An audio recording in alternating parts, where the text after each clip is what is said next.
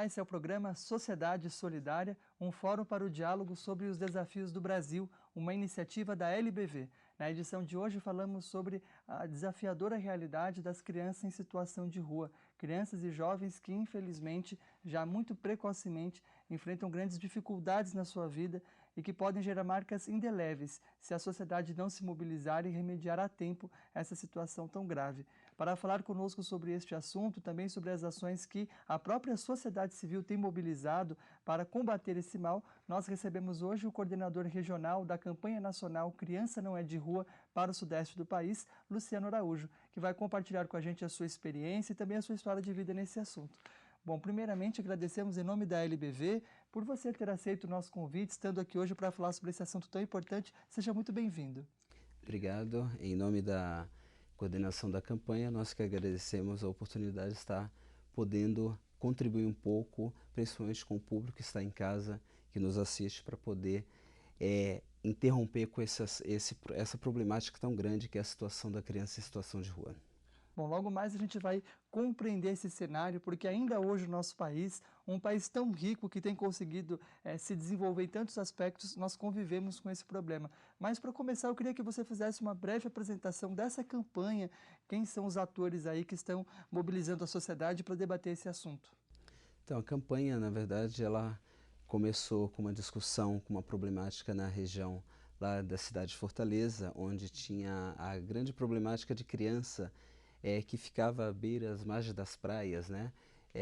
Pedites e tudo mais, e ali houve um grande clamor da sociedade sobre a grande problemática que também, não só a problemática da criança em situação de rua, mas ali tinha envolvimento da exploração sexual, principalmente turista, né?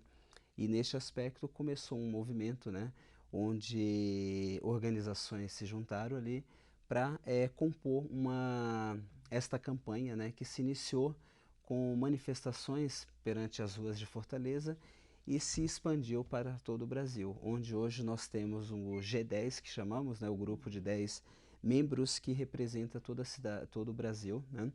Onde hoje estou na representação da região sudeste do país, mas temos aí diversos atores que estão desde envolvimento na sociedade civil como no poder público. Aqui na região sudeste do país represento a sociedade civil do país. O grande desafio ainda nesta área, infelizmente, que precisamos inclusive debater, né, na verdade é o processo de formação para os profissionais que trabalham com essa meninada, né, que vive hoje em situação de rua, né?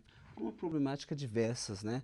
Ou muitas vezes por uma situação do bicho-papão que existe em casa, ou muitas vezes por uma situação de exploração e abuso, né, que ela cada vez mais vai sendo afastada do seu local de moradia e com isso ela está sujeita a grandes violações de direito. Bom, Luciano, e você mencionava o medo que essas crianças têm das suas casas, do bicho-papão. O que que isso representa para elas? O termo bicho-papão que nós É usamos, para representar, infelizmente, né? é para representar, né, diante de várias conversas juntamente com essas crianças, porque quando nós estamos falando, principalmente dentro da minha experiência de vida no tratado com criança e adolescente, antes de falar sobre esse tema, nós precisávamos viver, né, essa situação. E das várias abordagens de rua, né, desde a Cracolândia, São Paulo, né, desde São José do Rio Preto, interior de São Paulo e outros locais do estado, onde nós estivemos fazendo uma abordagem de rua tanto durante o dia como na madrugada, e nisso o grande clamor dessas crianças muitas vezes era trazer para nós a imagem deste bicho-papão, que muitas vezes era o pai, o padrasto, né, que a violentavam e que muitas vezes, por medo e por temor, elas fugiam de casa, né? Então, esta casa que não era segura para ela e que o desejo dela maior era ainda conviver dentro daquela família, família desde que não tivesse este elemento que nós denominamos de bicho-papão, no caso. Bom, e olhando em números, é possível ter uma ideia precisa da quantidade de crianças, de jovens que nós temos hoje nas ruas do Brasil? Infelizmente, o número é muito... o número que aparece hoje, principalmente no Brasil, ele não é real, porque infelizmente nós não temos hoje um sistema verídico que possa trazer uma informação correta, né, fidedigna, que possa informar para nós a real demanda dessa criança. E por conta disso, né, nós temos um grande problema que é o quê? Existem grandes sistemas dentro, principalmente do órgão Conselho Tutelar, que tem hoje o CIPIA, que é o Sistema de Implantação para a Infância e Adolescência no país, que deveria cadastrar lá informações sobre crianças, né? E principalmente crianças em situação de rua também. E neste caso, falta o principal, falta as pessoas que possam alimentar esse sistema e por falta desta alimentação, muitas vezes nós ficamos sem essa informação real, né?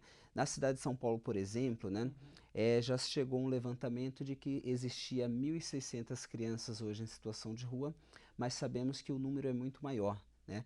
Até porque existe diferenças de denominação de criança em situação de rua. Nós temos a criança trabalhadora, em situação de rua, nós temos a criança que vive em situação de rua de fato, e nós temos a criança que passa pela região, pela cidade naquele momento, mas vem de outras regiões também para se alimentar. E também temos a situação da exploração sexual de crianças que vivem também na rua.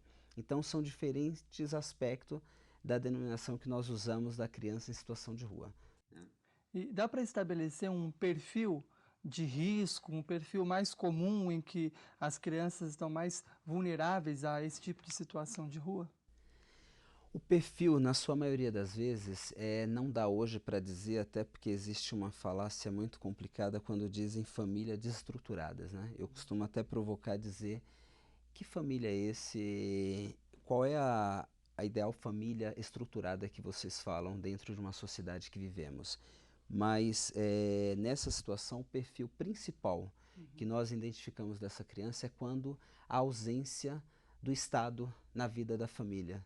E quando a ausência do Estado, né, enquanto a ausência de políticas públicas voltada para a criança, realmente essa criança está mais realmente sujeito a vir para uma situação de risco maior vivendo nas situações de ruas, infelizmente. São famílias desamparadas, então, no acesso à saúde, à educação. Eu diria que o principal fator nesse aspecto também, nós diríamos que seria da educação infantil ainda, né?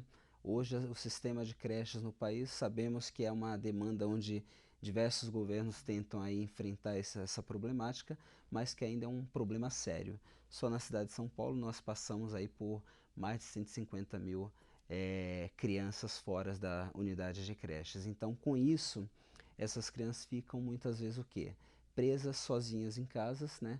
Quando não ficam desta forma, o irmão um pouco mais velho são obrigados a perder aulas para cuidar dos seus irmãos menores, né? E com isso gera uma outra problemática que vai se agravando cada vez mais. E quais são as consequências dessas crianças passarem tanto tempo na rua para a formação delas? Como é que vocês veem esse efeito lá na outra ponta? Infelizmente, as consequências, eu diria até dentro da minha experiência, enquanto estive no Conselho Tutelar na cidade de São Paulo, pouquíssimas foram as vezes que eu levei uma criança para que vivia numa situação de rua para um abrigo qualquer, né? Por quê?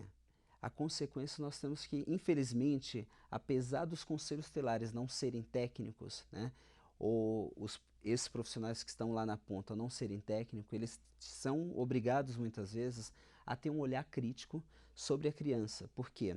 Essa criança que você pega numa situação de rua para levar para um acolhimento institucional, os chamados famosos abrigos, né, você tem que verificar que perfil de criança é esta para você estar incluindo naquele abrigo onde lá tem crianças que estão violentadas sexualmente, crianças que estão com problemas de agressões físicas, problemas de agressões psicológicas, e que você vai colocar uma situação de uma criança que vive em situação de rua, que aí eu vou falar a real situação da grande problemática. Uma criança vivendo numa cidade como São Paulo, basta um dia para ela pegar um vício de um grande problema que São Paulo traz. E aí está sujeito desde a questão do narcotráfico organizado local, desde a questão dos aliciadores, né, e desde a questão dos próprios turistas também, que vêm com o objetivo de aliciar nossas crianças, infelizmente. Então, neste aspecto, o conselheiro tinha que fazer essa observação, este olhar, porque se você juntasse uma criança com esse tipo de situação problemática com outra, você não tem profissionais habilitados para ter este olhar cuidadoso para não trazer uma problemática maior para aquelas que já estavam lá, que não têm este tipo de vivência. infelizmente, neste aspecto. E aí você tem um grande problema, que é o que fazer então com essas crianças. Exatamente. E é sobre isso que a gente vai falar no próximo bloco. Nós conheceremos ainda algumas das propostas e contribuições dessa campanha para que o Brasil consiga erradicar de vez a triste realidade das crianças em situação de rua. Nós conversamos hoje com o coordenador regional dessa campanha para a região sudeste do país, Luciano Araújo. Vamos para um breve intervalo e daqui a pouco esse bate-papo continua.